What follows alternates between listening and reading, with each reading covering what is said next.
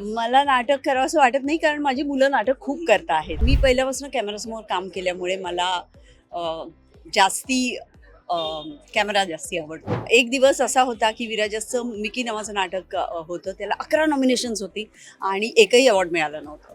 So it's a part of game.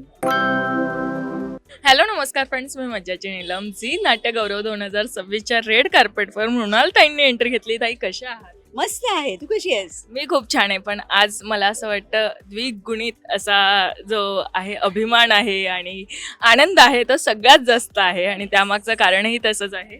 कारणही तसंच आहे. विराजसला नॉमिनेशन आहे बेस्ट सपोर्टिंग ॲक्टर, शिवानीला बेस्ट ॲक्ट्रेस, एक तिची गोष्टला खूप नॉमिनेशन्स आहेत.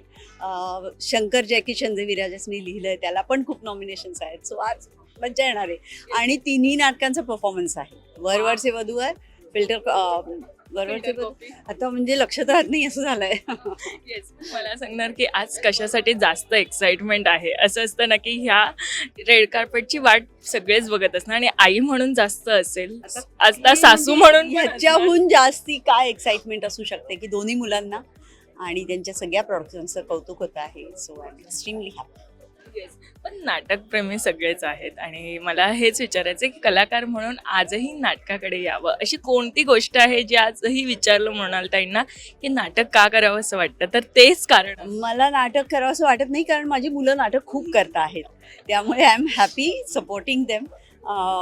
नाटक हा एक खूपच जिवंत अनुभव आहे. पण मी पहिल्यापासून कॅमेरासमोर काम केल्यामुळे मला जास्ती कॅमेरा जास्ती आवडतो. आणि मुलं आहेत ना, एवढं नाटक करतात, खूप झालं. येस, पण हे नामांकन मिळालं जेव्हा फोन करून सांगितलं असेल तेव्हा काय त्या भावना होत्या आणि सांगितलं गेलंच असेल ना की आज याला आलंच खूप पाहिजे. मनापासून वाट बघत होते, कारण एक दिवस असा होता की विराजचं मिकी नावाचं नाटक होतं. त्याला 11 नॉमिनेशन्स होती आणि एकही अवॉर्ड मिळालं नव्हतं.